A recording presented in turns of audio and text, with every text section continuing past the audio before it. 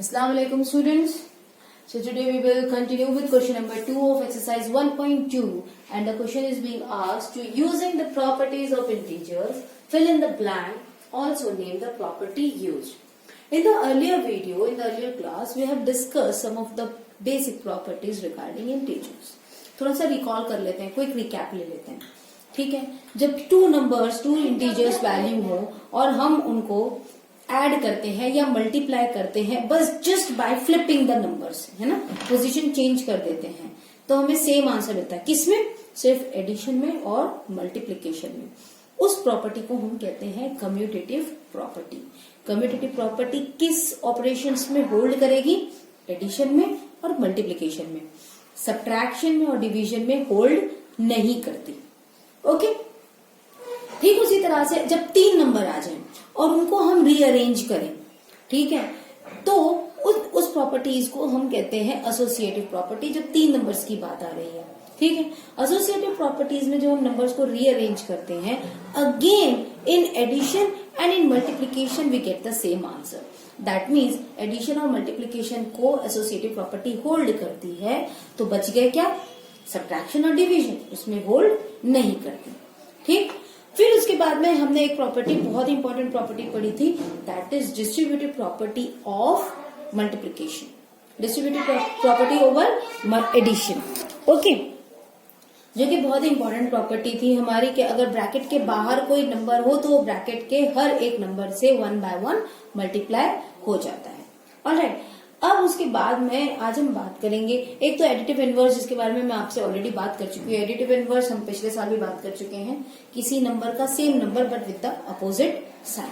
Right, तो अब हम बात करेंगे कुछ और प्रॉपर्टीज के बारे में. दो प्रॉपर्टीज है, property of 1 and property of 0. ठीक है, तो चलो यहां से स्टार्ट करते हैं. -1560 divided by what which will give you 1. अगर मैं इस नंबर को किससे डिवाइड करूं कि मुझे 1 मिले? अगर मैं किसी नंबर को उसी नंबर से जब डिवाइड करती हूं तो मुझे 1 मिलता है. याद रखना इस बात को, है ना. डिवीजन में क्या होता है कि आप अगर सेम नंबर को सेम नंबर से डिवाइड करते हो तब आपको 1 मिलता है क्वोशिएंट में. मतलब अगर मैं 5 को 5 से डिवाइड करूंगी तो मुझे 1 मिलेगा. अगर मैं 23 को 23 से डिवाइड करूंगी तो मुझे 1 मिलेगा. तो सेम नंबर को सेम नंबर से जब आप डिवाइड करते हैं तब आपको क्या मिलता है? 1 मिलता है एज अ क्वोशिएंट. तो यहाँ तो एक तो आ चुका है हमारा 1560, ये हमें नंबर पता चल गया. But we are talking about the integers. We are talking about the integers. So we always have to look forward to the sign of the answer. हमेशा हमें किस पे? साइन पे ध्यान देना है. ठीक है, तो देखो ये तो है हमारा आंसर और ये आंसर में साइन कुछ नहीं है, मतलब क्या होगा? पॉजिटिव, है ना. साइन कुछ नहीं है, बाय डिफॉल्ट पॉजिटिव. तो पॉजिटिव आंसर डिवीजन में कब आते हैं? याद करो हमारे वो रूल्स जो हमने मल्टीप्लीकेशन और डिवीजन में सीखे कि अगर सेम साइन होते हैं और वो डिवाइड या मल्टीप्लाई हो तो हमें पॉजिटिव आंसर मिलेगा. अगर डिफरेंट साइन है, वो डिवाइड या मल्टीप्लाई हो तो हमें नेगेटिव आंसर मिलता है. राइट, या तो हमें पॉजिटिव मिलेगा या तो नेगेटिव मिलेगा. पॉजिटिव कब मिलेगा आंसर? जब डिवीजन में या मल्टीप्लिकेशन में दोनों नंबर जो है वो सेम साइन के हों. ठीक है, तो देखो हमें यहाँ पे पॉजिटिव मिल रहा है, पॉजिटिव नंबर मिल रहा है. इसका मतलब इस डिवीजन में जो दोनों नंबर है ना उनके साइन सेम होने चाहिए. I am not talking about positive sign, I am not talking about negative sign, I am only talking about same sign. ठीक है, तो यहाँ पे इन दोनों नंबर्स के साइन भी होने चाहिए सेम. यहाँ पे नेगेटिव है तो इसका साइन क्या होना चाहिए? साथ में नेगेटिव. अगर आप यहाँ पे नेगेटिव साइन नहीं लगाते हो तो देखो क्या हो जाएगा? ये नेगेटिव साइन है, ये पॉजिटिव साइन है, डिफरेंट साइन है, डिवाइड होंगे, आंसर क्या जाएगा? नेगेटिव में. Got it? तो इस चीज का हमें ध्यान रखना है कि साइन जो है ना हमेशा आंसर्स पे, इंटीजर्स को सॉल्व करते वक्त साइन पे सबसे ज्यादा हमें फोकस करना है. अब इसकी प्रॉपर्टी का नाम क्या है? क्योंकि हमें आंसर 1 आ रहा है, सिंपली बस 2 प्रॉपर्टी यूज करनी है, प्रॉपर्टी ऑफ 1 और प्रॉपर्टी ऑफ 0. 1 आंसर आ रहा है तो बस लिख दो property of 1. That's it. Okay, now moving on to the next. 851 divided by what which will gives you answer as not possible. आपको किस ऐसा कौन सा नंबर है जिसे अगर आप डिवाइड करो किसी नंबर से तो आपको आंसर नॉट पॉसिबल मिलता है? Let me show you something, hold on. Okay, so अब अगर आपके घर में कैलकुलेटर है या आपके फोन आप जो यूज कर रहे हैं उसमें भी आप यूज करके देखिएगा। अगर आप किसी भी नंबर को, take any number and just divided by 0, आपको अलग अलग तरह के आंसर्स मिलेंगे।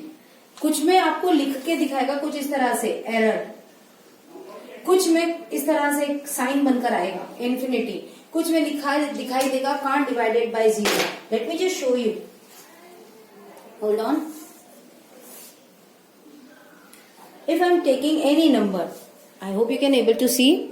Let's see.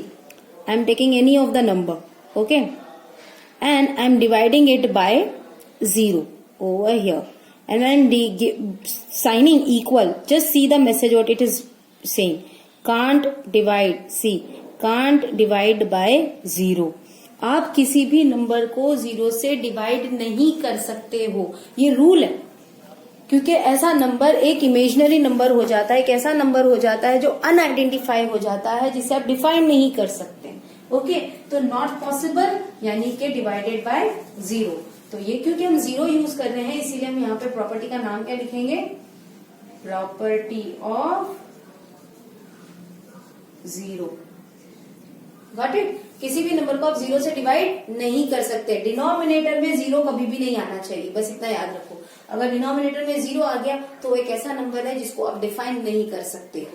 Okay, now next, something divided by 1 which will gives you as -12526। किस नंबर को मैं 1 से डिवाइड करूं कि मुझे आंसर ये मिले? किसी भी नंबर को अगर मुझे 1 से डिवाइड करना हो तो मुझे वही आंसर मिलता है। ये हम पढ़ते हैं, छोटे थे ना तब से पढ़ते आ रहे हैं। 25 को मैं 1 से डिवाइड करूं मुझे क्या मिलेगा? अल्टीमेटली 25 मिलेगा, है ना? तो मतलब मैं किस नंबर को 1 से डिवाइड करूं कि मुझे ये मिले? तो मेरे पास तो आंसर है 1526। लेकिन करने के बाद में हमें ध्यान देना है साइन पर, है ना? साइन पे ध्यान देना बहुत जरूरी है हमारे लिए। अब देखो, इस आंसर में साइन क्या है? नेगेटिव है। इसका मतलब ये है कि डिवीजन में जो 2 नंबर आ रहे हैं वो डिफरेंट साइन के होने चाहिए, तो ही आंसर नेगेटिव आएगा।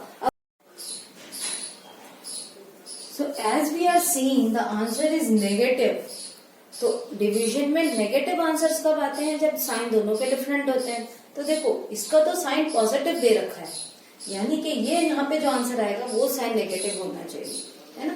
इसीलिए हम यहाँ पे नेगेटिव साइन लगा देंगे। ओके, इसका हम लिख देंगे 1 से डिवाइड हो रहा है इसीलिए हम क्या लिखेंगे? Property of 1। Okay, afterwards dash divided by 1 which will give you 745। अभी हमने किया, किसी नंबर को अगर मैं 1 से डिवाइड करूं तो मुझे क्या मिले? कि मुझे 754 आना चाहिए आंसर।